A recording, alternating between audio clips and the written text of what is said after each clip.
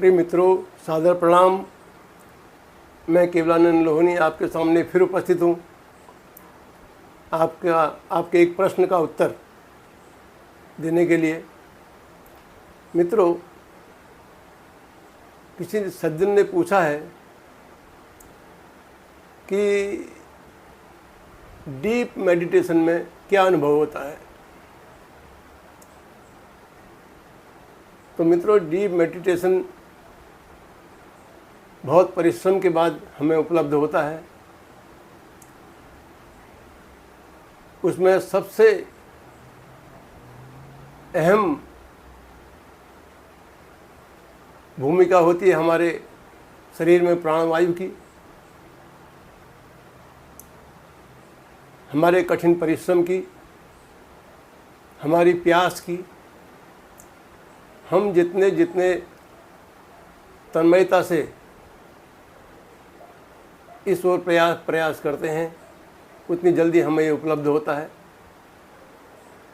तो मित्रों, deep meditation में हमें सबसे बड़ी चीज़ जो मिलती है वह है मौन। मैंने अपने अनुभव में डीप मेडिटेशन में मैंने मौन को जाना कि मौन क्या चीज़ है। सिर्फ चुप रहना ही मौन नहीं है, कुछ नहीं बोलना ही मौन नहीं है। मौन एक बड़ी दुर्लभ चीज़ है, बड़ी प्रयास से प्राप्त होता है। हम जानते हैं कि मौन का संगीत क्या होता है। जब हम मौन में प्रवेश कर जाते हैं, मौन हम में घटित हो जाता है, तो तब हम जानते हैं कि मौन का संगीत क्या है।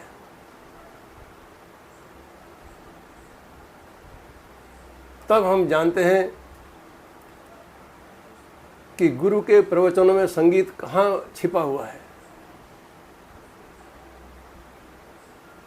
तब हम जानते हैं कि एक गायक जो गाना गा रहा है, उसमें संगीत कहाँ छिपा हुआ है।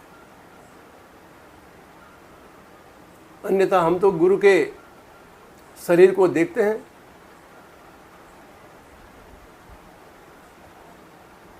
उनका रहन सहन, उनका नाक, शरीर, बोलना, ये सब, लेकिन उसमें मौन, क्योंकि हम मौन के बारे में, मौन को नहीं जानते हैं, मौन हमें घटित नहीं हुआ है। इसलिए जब तक हमें मौन घटित नहीं होता है, तब तक हम मौन को नहीं जान सकते। और जब मौन हम में घटित हो जाता है, हम दूसरे के मौन को भी जानने लग जाते हैं, क्योंकि उनका मौन हमारे मौन से लयबद्ध होने लगता है।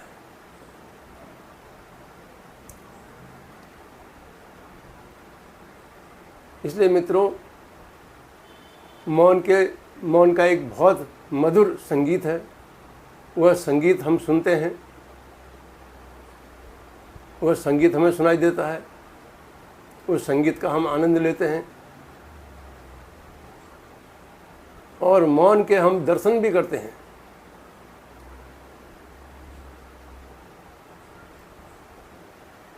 जब सद्गुरु चलते हैं तो उनके चलने में जो संगीत होता है वो हमें फिर दिखाई देने लगता है। उससे पहले हम उस संगीत को नहीं जानते हैं। ये मौन का संगीत होता है। और जब तक हम इस संगीत को नहीं जानते हैं, तब तक हम सिर्फ गुरु के पास होते हैं इसलिए कि होना चाहिए।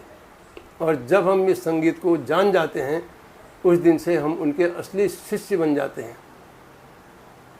फिर हम उनको मानते नहीं हैं, अब हम उनको जानते हैं। फिर हम जानते हैं कि हम में जरा सा मौन घटित हुआ तो इतना आनंद है। तो जो सतगुरु पूर्ण मौन है, शाश्वत मौन है, 100% मौन है, उनके आनंद का क्या ठिकाना रहता होगा। फिर हम इस कल्पना में जीने लगते हैं। फिर उनका शरीर हमारे लिए कोई मायने नहीं रखता।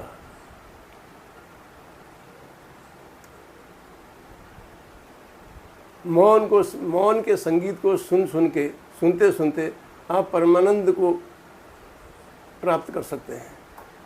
आपकी परमानंद स्थिति बन सकती है, आप हासिल कर सकते हैं।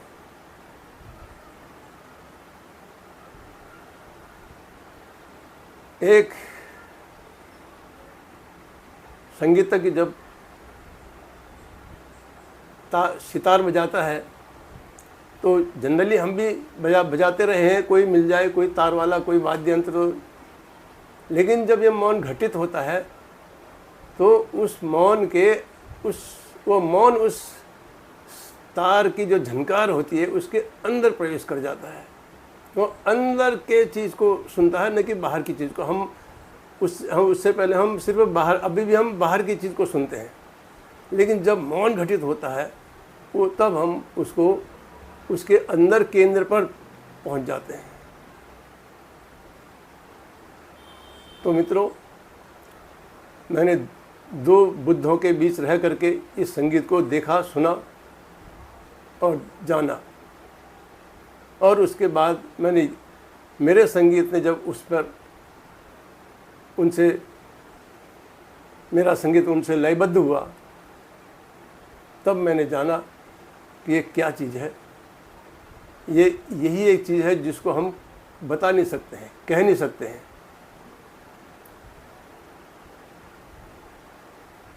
मैंने विनोबा भावे के शब्दों में भी मौन की आहट सुनी है।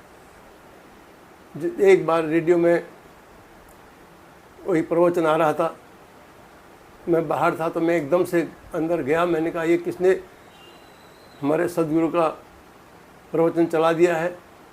तो देखा तो सदगुरु का प्रवचन नहीं था। कारण क्या कि वो मौन जो सदगुरु का था, वही मौन की झलक उनमें भी थी, विनोबा भावे के भी प्रवचन में थी, जबकि मैं उनके बारे में ज़्यादा नहीं जानता। तो जिसके पास भी मौन है वो हमारा सदगुरु है, चाहे जो भी हो। मैं अपने आप को मौन का शिष्य मानता हूँ, मौन ही मेरा गुरु है और मेरे लिए मौन ही सब कुछ है। मौन अगर है तो हम मौन में चल सकते हैं, मौन में अपना सारी दिनचर्या कर सकते हैं, नहा सकते हैं, खा सकते हैं, घूम सकते हैं, बोल सकते हैं, देख सकते हैं। ये अभ्यास अगर हम करते हैं तो एक अलग चीज़ हमारे सामने उभर के आती है, एक शानदार चीज़। पर हमने इसको खेल खेल में हासिल किया, जिसका प्रभाव आज तक है। अब मैं बोल रहा हूँ आपसे और मेरे अंदर वो संगीत चल रहा है। उस संगीत को कोई कोलाहल दबा नहीं पाता, चाहे हम कितनी भीड़ में हों, कितने लाउड स्पीकर बजा दें, वह संगीत अपना काम अंदर करता रहता है। तो ये मौन का संगीत है, यह मौन की ताकत है, मौन की शक्ति है, यह मौन की विशेषता है। मौन होना हर किसी का सौभाग्य है। सिर्फ हम जो मौन में आने वाली बाधाएं हैं उनके प्रति सचेत हो जाएं, ये घटित हो जाता है। इसके लिए कोई विशेष प्रयास करने की जरूरत नहीं होती है।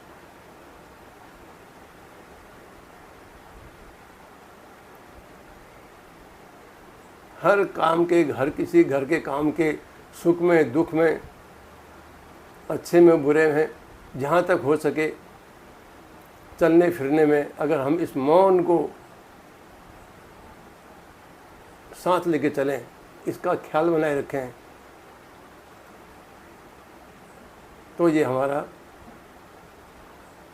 एक ध्यान बन जाता है, गहन ध्यान और गहन ध्यान और गहन ध्यान। तो ये गहरे ध्यान की बारे में जो पूछा है, मैंने उसका जवाब दिया है। मैंने इसको मौन के रूप में जाना है। आपने यह सुना, आपका बहुत बहुत धन्यवाद, कोटि कोटि नमन।